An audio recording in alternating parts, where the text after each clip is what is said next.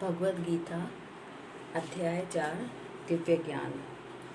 भगवान श्री कृष्ण ने कहा, मैंने इस अमर योग विद्या का उपदेश सूर्यदेव विवस्वान को दिया और विवस्वान ने मनुष्य के पिता मनु को उपदेश दिया और मनु ने इसका उपदेश इक्ष्वाकु को दिया। इस प्रकार यह परम विज्ञान गुरु परंपरा द्वारा प्राप्त किया गया और राज ऋषियों ने इसे इस विधि से इसे समझाया, किंतु कालक्रम में यह परंपरा छिन्न हो गई, अतः यह विज्ञान यथारूप में लुप्त हो गया लगता है। आज मेरे द्वारा वही यह प्राचीन योग यानी परमेश्वर के साथ अपने संबंध का विज्ञान तुमसे कहा जा रहा है, क्योंकि तुम मेरे भक्त तथा मित्र हो, अतः तुम इस विज्ञान के दिव्य रहस्य को समझ सकते हो।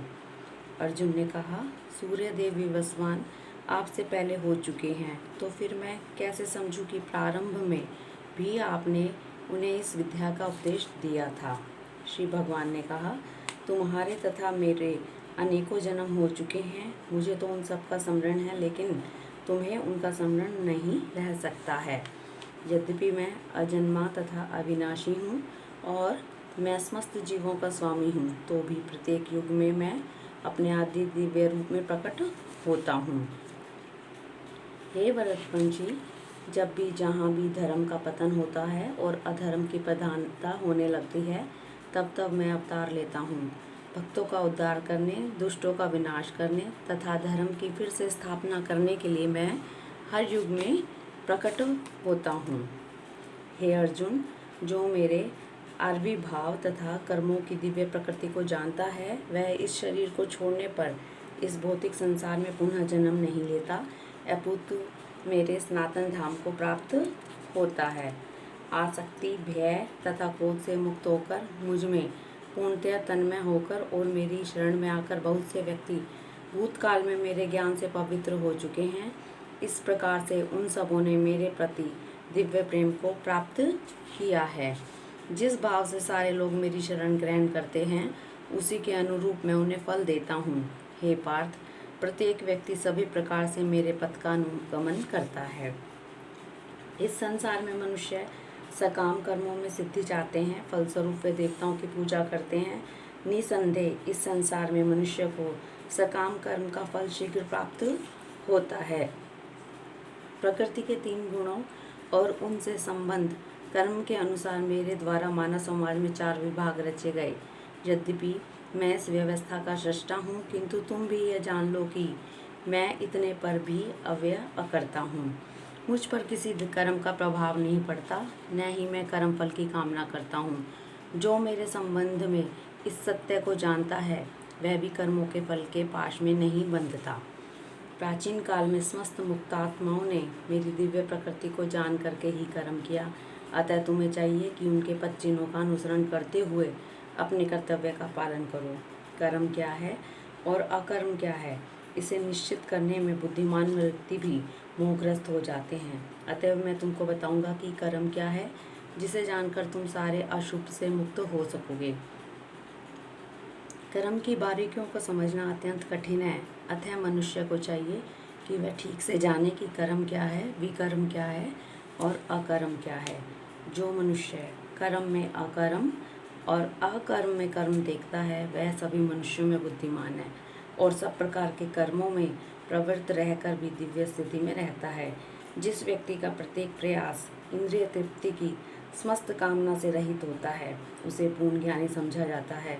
उसे ही साधु पुरुष ऐसा करता कहते हैं, जिसने पूर्ण ज्ञान की अग्नि से कर्मफलों को भस्मात कर दिया है। अपने कर्मफलों की सारी आसक्ति को त्याग कर सदैव संतुष्ट तथा स्वतंत्र रहकर वह सभी प्रकार के कार्यों में व्यस्त रहकर भी कोई सकाम कर्म नहीं करता। ऐसा ज्ञानी पुरुष पूर्ण रूप से संयमित मन तथा बुद्धि से कार्य करता है, अपनी संपत्ति के सारे स्वामित्व को त्याग देता है और केवल शरीर निर्वाह के लिए कर्म करता है। इस तरह कार्य करता हुआ वह पाप रूपी फलों से प्रभावित नहीं होता है। जो स्वतः होने वाले लाभ से संतुष्ट रहता है, जो द्वंद्व से मुक्त है और ईर्ष्या नहीं करता, जो सफलता तथा असफलता दोनों में स्थिर रहता है, वह कर्म करता हुआ भी कभी बंधता नहीं। जो पुरुष प्रकृति के गुणों के प्रति अनासक्त हैं और जो दिव्य ज्ञान में पूर्णतः स्थित हैं, उसके सारे कर्म ब्रह्म में लीन हो जाते हैं। जो व्यक्ति कृष्ण भावनामृत में पूर्णतः लीन रहता है, उसे अपने आध्यात्मिक कर्मों के योगदान के कारण अवश्य ही भगवत धाम की प्राप्ति होती है, क्योंकि उसमें हवन आध्यात्मिक होता है और हवि भी आध्यात्मिक होती है। कुछ योगी विभिन्न प्रकार के यज्ञों द्वारा देवताओं की भली भांति पूजा करते हैं और कुछ परब्रह्म रूपी अग्नि में आहुति डालते हैं। इनमें से कुछ श्रवण आदि क्रियाओं तथा इंद्रियों को मन की नियंत्रण रूपी अग्नि में स्वाहा कर देते हैं, तो दूसरे लोग इंद्रिय विषयों को इंद्रियों की अग्नि में स्वाहा कर देते हैं। दूसरे जो मन तथा इंद्रियों को वश में करके आत्म साक्षात्कार करना चाहते हैं, संपूर्ण इंद्रियों तथा प्राणवायु के कार्यों को संयमित मन रूपी अग्नि में आहुति कर देते हैं। कठोर व्रत अंगीकार करके कुछ लोग अपनी संपत्ति का त्याग करके, कुछ कठिन तपस्या द्वारा, कुछ अष्टांग योग सिद्धि के अभ्यास द्वारा अथवा दिव्य ज्ञान में उन्नति करने के लिए वेदों के अध्ययन द्वारा प्रबुद्ध बनते हैं। अन्य लोग भी हैं जो समाधि में रहने के लिए श्वास को रोके रहते हैं। वे अपान में प्राण को और प्राण में अपान को रोकने का अभ्यास करते हैं और अंत में प्राण अपान को रोककर समाधि में रहते हैं। अन्य योगी कम भोजन करके प्राण की प्राण में ही आहुति देते हैं।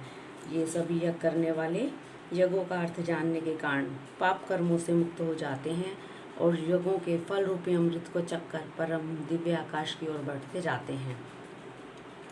हे कुरुश्रेष्ठ, जब यज्ञ के बिना मनुष्य इस लोक में या इस जीवन में ही सुखपूर्वक नहीं रह सकता, तो फिर अगले जन्म में कैसे रह सकेगा। ये विभिन्न प्रकार के यज्ञ वेद सम्मत हैं और सभी विभिन्न प्रकार के कर्मों से उत्पन्न हैं। इन्हें इस रूप में जानने पर तुम मुक्त हो जाओगे। हे परंतप, द्रव्य यज्ञ से ज्ञान यज्ञ श्रेष्ठ है। हे पार्थ, अंत तो गतवा सारे कर्म योगों का अवसान दिव्य ज्ञान में ही होता है। तुम गुरु के पास जाकर सत्य को जानने का प्रयास करो, उनसे विनीत होकर जिज्ञासा करो और उनकी सेवा करो। स्वरूप सिद्ध व्यक्ति तुम्हें ज्ञान प्रदान कर सकते हैं, क्योंकि उन्होंने सत्य का दर्शन किया है। स्वरूप सिद्ध व्यक्ति से वास्तविक ज्ञान प्राप्त कर चुकने पर तुम पुनः कभी ऐसे मोह को प्राप्त नहीं होगे, क्योंकि इस ज्ञान के द्वारा तुम देख सकोगे कि सभी जीव परमात्मा के अंश स्वरूप हैं, अर्थात वे सब मेरे हैं। यदि तुम्हें समस्त पापियों में भी सर्वाधिक पापी समझा जाए, तो भी तुम दिव्य ज्ञान रूपी नाव में स्थित होकर दुख सागर को पार करने में समर्थ होगे। जैसे प्रज्वलित अग्नि ईंधन को भस्म कर देती है, उसी तरह ही अर्जुन ज्ञान रूपी अग्नि भौतिक कर्मों के समस्त फलों को जला डालती है। इस संसार में दिव्य ज्ञान के समान कुछ भी उदात्त तथा शुद्ध नहीं है। ऐसा ज्ञान समस्त योग का परिपक्व फल है। जो व्यक्ति भक्ति में सिद्ध हो जाता है, वह यथा समय अपने अंतर में इस ज्ञान का आस्वादन करता है। जो श्रद्धालु दिव्य ज्ञान में समर्पित हैं और जिसने इंद्रियों को वश में कर लिया है, वह इस ज्ञान को प्राप्त करने का अधिकारी है और इसे प्राप्त करते ही वह तुरंत आध्यात्मिक शांति को प्राप्त होता है। किंतु जो अज्ञानी तथा श्रद्धाविहीन व्यक्ति शास्त्रों में संदेह करते हैं, वे भगवत भावनामृत नहीं प्राप्त करते, अपितु नीचे गिर जाते हैं। संशय आत्मा के लिए तो न इस लोक में ही न ही परलोक में कोई सुख है। जो व्यक्ति अपने कर्म फलों का परित्याग करते हुए भक्ति करता है, जिसके संशय दिव्य ज्ञान द्वारा अवनिष्ट हो चुके हैं, वही वास्तव में आत्मपरायण है। हे धनंजय, वह कर्मों के बंधन से नहीं बंधता। अतएव तुम्हारे हृदय में अज्ञान के कारण जो संशय उठे हैं, उन्हें ज्ञान रूपी शस्त्र से काट डालो। हे भारत, तुम योग से समन्वित होकर खड़े हो और युद्ध करो। इस प्रकार श्रीमद् भागवत गीता के चतुर्थ अध्याय दिव्य ज्ञान का भक्ति वेदांत तात्पर्य पूर्ण हुआ। हरिओम तत्सत।